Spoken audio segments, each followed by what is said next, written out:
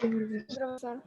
Fin de la Guerra Fría. Guerra Fría entendemos como un conflicto no bélico, sino más bien cultural, político, doctrinal, ¿sí? Entre dos posiciones, la capitalista y la comunista o socialista, ¿sí? De las dos potencias, Estados Unidos y la Unión Soviética. Miren, para entenderlo un poquito, ya para relacionarlos con los temas que hemos ido abarcando, ¿sí? No sé si me puedes leer, Campos, el primer punto. La economía estadounidense va a quedar paralizada con competencia de otros mercados extranjeros luego de haberse llevado a cabo los planes económicos de recuperación en Europa, Plan Marshall y en Japón, Plan Dodge. Miren, ya hemos visto lo que es la recuperación económica, la clase pasada, Plan Marshall y Plan Dodge.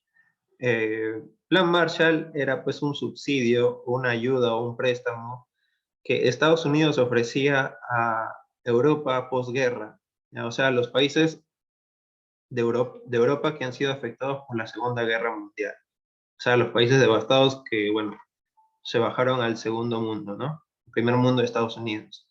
Bueno, Estados Unidos llevó a cabo este plan de recuperación económica a los países para que de alguna manera puedan reconstruir sus naciones, tal como lo hemos visto el año pasado con la guerra con Chile, o sea, la reconstrucción nacional, ¿sí? Eso es lo que pasa en Estados Unidos.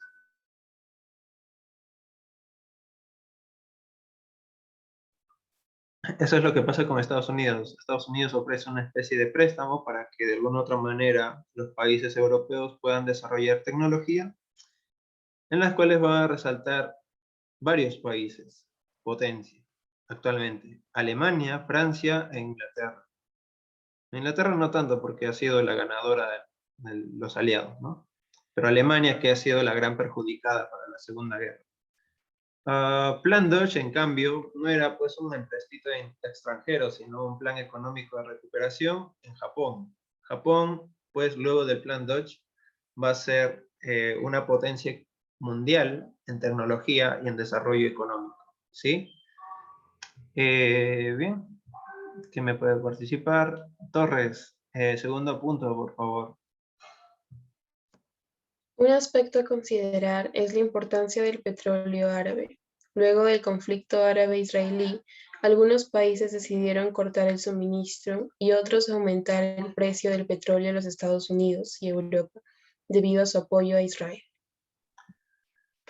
Bien, en el primer punto hemos relacionado el tema de hoy con el tema pasado, que es la economía mundial, ¿no? Bueno, el punto 2, estamos relacionándolo con el tema antepasado, que ha sido el conflicto árabe-israelí. Vean que el conflicto árabe-israelí era entre estas comunidades, entre estas sociedades israelitas, judías, contra los palestinos musulmanes, ¿sí? Emiratos Árabes Unidos va a, bueno, desarrollarse posteriormente, pero lo que va a caracterizar a estos musulmanes es el desarrollo de la economía nacional a base del crudo o del petróleo, ¿sí?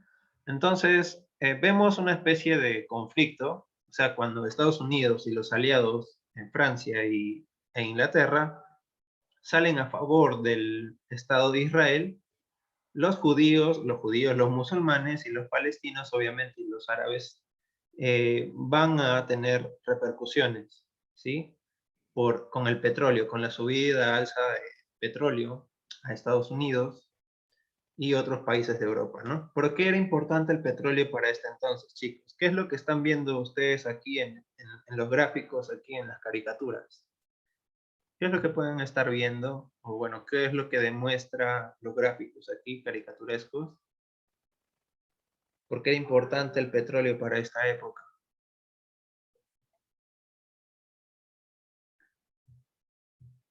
Por los cambios en la industrialización que han estado sucediendo. Ya, bien. Bermúdez dice porque era la base de la economía. Pavic dice servía de combustible. También hemos visto el tema pasado, la revolución industrial, la tercera revolución industrial, ¿verdad? ¿sí? Entonces, esta cuestión, el tema de hoy se relaciona mucho con los temas anteriores. Miren, la tercera revolución industrial tenía como principal fuente de energía el petróleo. Y hasta ahora se sigue utilizando el petróleo para combustible de automóviles, para la producción de cualquier otros artefactos eléctricos, ¿sí? Entonces, esa es la importancia del petróleo para la sociedad moderna. ¿Sí? Vean que aquí está el jeque árabe, bueno, alzando el precio del petróleo, ¿no? Y aquí está el tío Sam, como que muriéndose de ganas por obtenerlo. Sí, Estados Unidos como primer país del mundo, o sea, del primer mundo, necesitaba obviamente producir para ganar, ¿sí? Pero esta producción no era pues fácil, tenías que negociar con los árabes. Muy bien. ¿Qué es lo que pueden ver aquí, chicos? Propaganda automotriz. Propaganda automotriz. ¿Qué marca es exactamente? Bueno, ahí dice, ¿no? Volkswagen. Volkswagen, los sapitos, los escarabajos, como se les llama comúnmente. Miren, Volkswagen es una empresa nazi. Bueno, ha nacido en el Tercer Reich, en el gobierno del Tercer Reich, o sea, en el gobierno de Hitler. O sea, es una empresa prácticamente en sus inicios nazista, que de alguna otra manera servía pues para la movilidad de las tropas o de los armamentos en guerra. ¿Sí? Es por eso que estos carritos difícilmente que se averíen o bueno, mueran o se averíen y ya no sirvan, ¿sí? Son los que más duran. ¿Qué hay de importante esto? ¿Por qué estoy poniendo una especie de propagandas automovilísticas de la marca Volkswagen para estas épocas? ¿Cómo pueden relacionarlo ustedes? ¿Por qué yo presento estas propagandas del Volkswagen para estas épocas? No sé, a ver, ¿quién puede responderlo?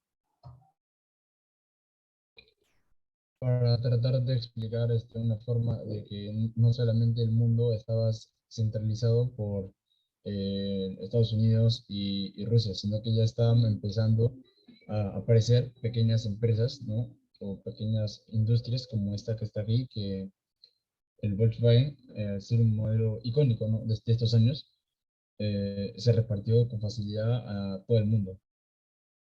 Exactamente, miren, o sea, Volkswagen y la industria alemana fueron las que más resaltaron en el Plan Marshall. Plan Marshall, plan de recuperación económica de estos países.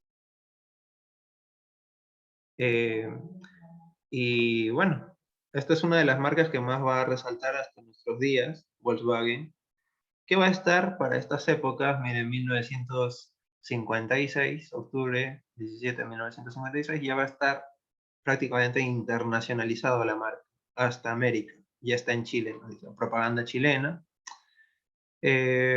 bueno, propaganda europea, ¿sí?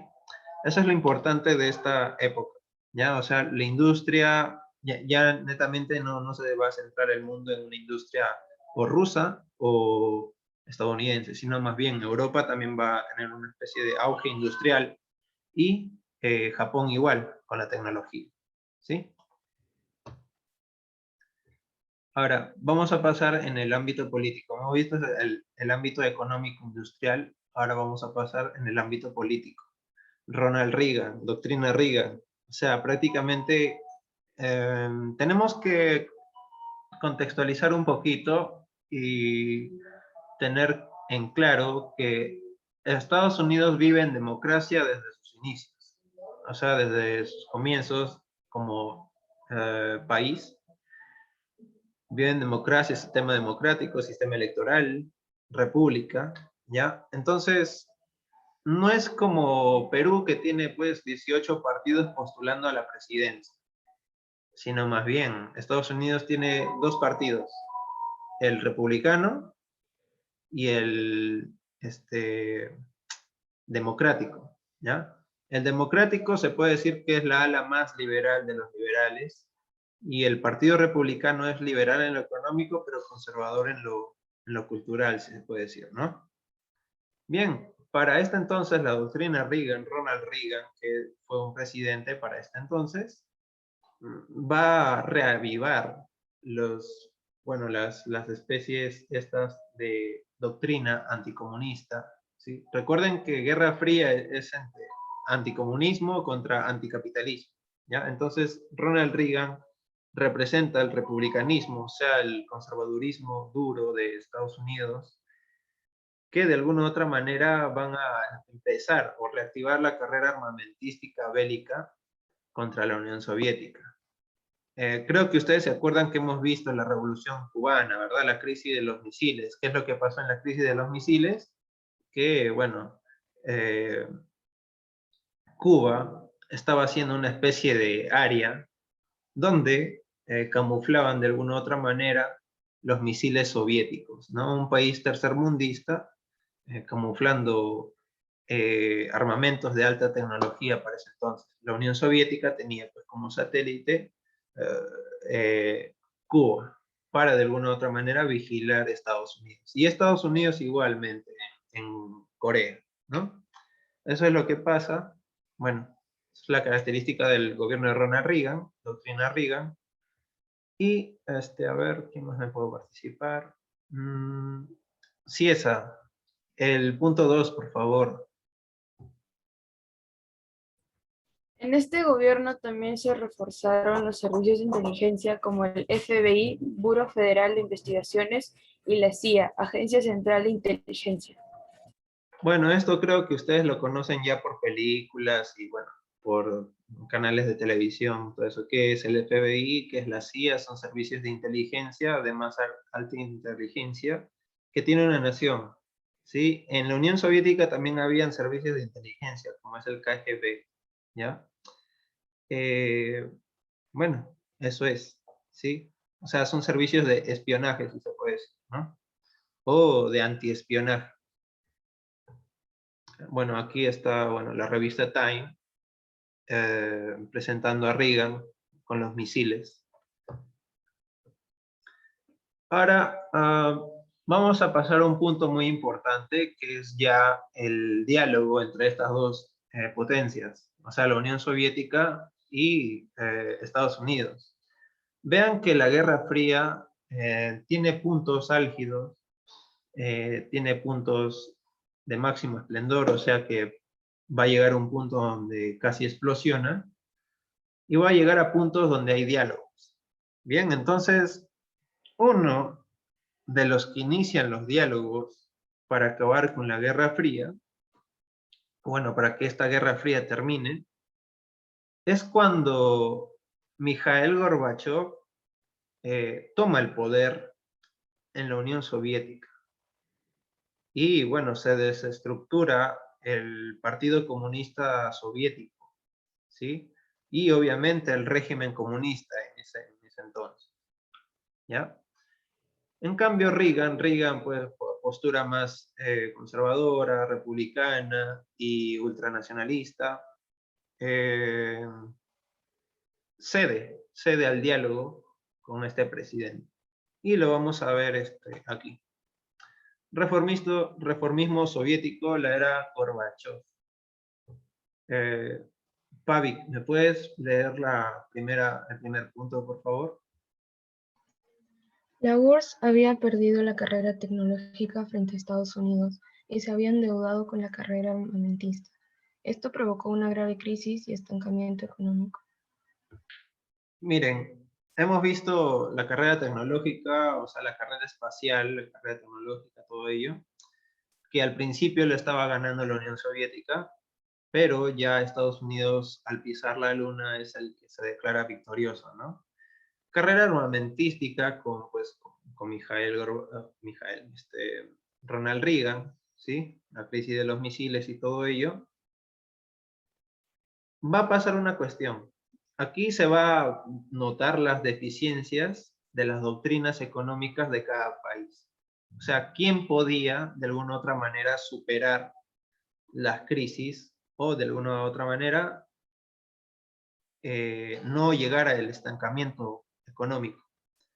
En el caso de Estados Unidos, como tenía libertad, se puede decir un liberalismo económico, en las que la sociedad privada, la empresa privada tenía mayor demanda. Caso diferente pasó en la Unión Soviética, que es el estatismo. O sea, todo lo controla el Estado. El precio de las cosas lo pone el Estado. La gratuidad de las cosas la pone el Estado. Pero esto no es para siempre. Va a haber un punto donde todas estas cosas van a decir ya está, ya llegaste, y se va a producir el estancamiento económico que va a producir una especie de inflación, tal como lo está viviendo Venezuela. ¿Sí? Eso es el estancamiento económico y la crisis política de la Unión Soviética. ¿Sí? Ese es el factor económico. Ahora vamos a ver el factor político. ¿Qué me puede...? Valencia, punto 2, por favor. Por el lado político, los seguidores neoestalinistas conservadores desapareció. En 1985, el Partido Comunista de la Unión Soviética será liderado por el reformador Mikhail Gorbachev. Bien, hemos visto el lado económico, el aspecto económico, una de las razones por las cuales se está desestructurando la URSS, económico por el estancamiento económico. En el lado político, justamente cuando ya el conservadurismo estalinista, o sea, el proseguir de los estalinistas, de la doctrina Stalin, prácticamente ya desaparece de la contienda política de la Unión Soviética, ¿sí? Entonces los que van a quedar son una especie de reformadores, ¿sí? Miren que esta cuestión de conservadurismo, reformismo, va a estar así sea comunista el régimen, así sea capitalista el régimen, así sea republicano, todo ello, ¿sí? Para este entonces los neoestalinistas van a ser considerados como conservadores, justamente porque conservaban algunas doctrinas, algunas posturas de José Stalin, ¿sí? José Stalin, el que llevó pues la época dorada de la Unión Soviética, ¿sí? El totalitarismo soviético. Bueno, estos personajes a la muerte de Stalin crean otro partido neoestalinista con algunas reformas, pero al ver que no pues llegaban a la población, bueno, solo va a quedar el partido político reformador que va a ser liderado por Mikhail Gorbachev.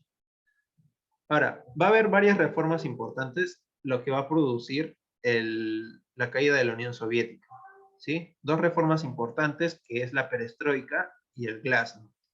Perestroika en cuanto a lo económico y mercantil, ¿sí? De mercado. El glasnost como transparencia de la opinión pública, ¿sí? Pavik, que no sé si puedes leer el punto 1 de perestroika. Perestroika. Como reconstrucción económica se abrió las puertas al libre mercado y la empresa privada de manera gradual. Ya, lo que estábamos comentando. Factor económico, perestroika, o sea, ya la Unión Soviética está dando pasos, o bueno, está abriéndose las puertas al mundo, ¿no? Ya netamente el mercado no se va a ver, ¿cómo se puede decir? No se va a ver envuelto en las manos del Estado, sino más bien el libre mercado, en la empresa privada va a estar ahí regulando el precio, todo eso, ¿no? Van a haber para este entonces McDonald's en la Unión Soviética, Burger King en la Unión Soviética, Petróleos Diesel en la Unión Soviética, ¿no? Y cuantas empresas que había en Estados Unidos van a migrar a la Unión Soviética para que de alguna u otra manera fortalezca los puestos de trabajo, agilice la economía soviética que estaba en decadencia, y bueno, eso, ¿no? Glasnost. ¿Quién me puede leer? A ver. Lozano. Glasnost, por favor. Profesor, ¿me escucha? Sí, Fue una reforma que acabó con la censura y control de medios, aperturando así mayores fuentes de información que también serán críticos con el gobierno. en todos los totalitarismos hay una especie de censura mediática. ¿A qué me refiero con censura mediática? Justamente cuando el Estado va a tomar el control de todos los medios de comunicación. O sea, ya no va a haber críticos del Estado, no va a haber, por ejemplo, lo que hoy día estamos viviendo, ¿no? Control de medios por parte de la empresa privada a favor de un político o a favor de otro, ¿no? Hay dos extremos, chicos, y quiero que lo entiendan muy bien, en la cuestión de los medios de comunicación. Y es que, por un lado, está la censura totalitaria del Estado hacia los medios, y por otro está ¿cómo se puede decir? La jugarreta que hacen pues los medios de comunicación a favor del Estado, a favor de otro político, y eso es lo que estamos viendo hoy en día, ¿no? O sea, el conflicto entre medios de comunicación como lo vemos hoy día, por ejemplo, la contienda política que hemos visto, Canal Willax contra los canales mermeleros, supuestamente mermeleros, ¿no? Que reciben coimas del Estado para, de alguna u otra manera, beneficiar a sus candidatos, ¿no? Eso es. O sea, hay dos extremos. En el totalitarismo, control de medios del Estado. En el liberalismo, control de medios o, bueno, pues tergiversación de medios de información bueno, perjudicando a la población, ¿no? O sea, se manosea la información con la empresa privada. La empresa privada no te dice toda la verdad, sino más bien te censura algunas cosas y te presenta lo que le conviene. Esos son dos aspectos, dos extremos, ¿sí? Entonces, que no se les haga raro de que, bueno, algunos candidatos quieran censurar a la prensa y la prensa pues se ponga defensiva, ¿no? Que no se les resulte raro. Bien, eso es. Verán que esta publicidad ya como que la Unión Soviética, Unión Europea y Estados Unidos ya están llegando a un acuerdo. Es Glasnost. Para caída del muro de Berlín. Bueno, ojalá que lo terminemos, ¿sí? Bien, ¿quién me puede participar?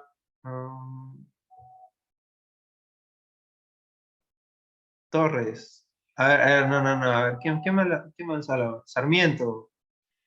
Punto 1, por favor. En 1961 se empieza con la construcción del Muro de Berlín, separando dos regímenes, el comunista en Oriente y el capitalista en Occidente. Muy bien, hemos visto que la herencia de la posguerra, segunda Guerra Mundial, todavía sigue vigente. O sea, Alemania es repartida entre los aliados, la Unión Soviética, Estados Unidos, Francia e Inglaterra, ¿no? Pero esta Alemania se va a dividir en dos, entre régimen comunista y régimen capitalista. El régimen capitalista está pues Francia, Inglaterra y Estados Unidos. El régimen comunista va a ser la Alemania de Oriente, ¿no? La Alemania soviética. Y también vamos a tener una especie de mini tesoro, mini tesoro que es Berlín. Berlín también se divide en dos. En Berlín de Occidente, que va a ser la Berlín capitalista, y Berlín de Oriente, que va a ser Berlín comunista. Bien, creo que Vaca quería participar, ¿sí? Vaca Bernabé, ¿estás ahí? Segundo punto, por favor.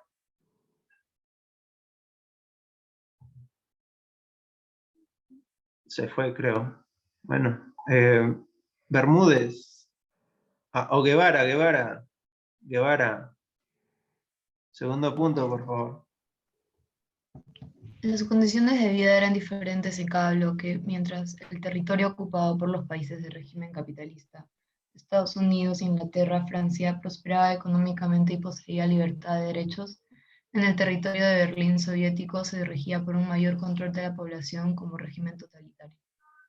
Muy bien, o sea, cada uno baila su pañuelo.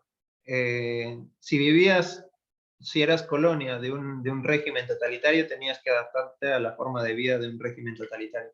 Si eras parte de una colonia de un régimen liberal, obviamente tu forma de vida iba a ser la de un liberal, ¿no?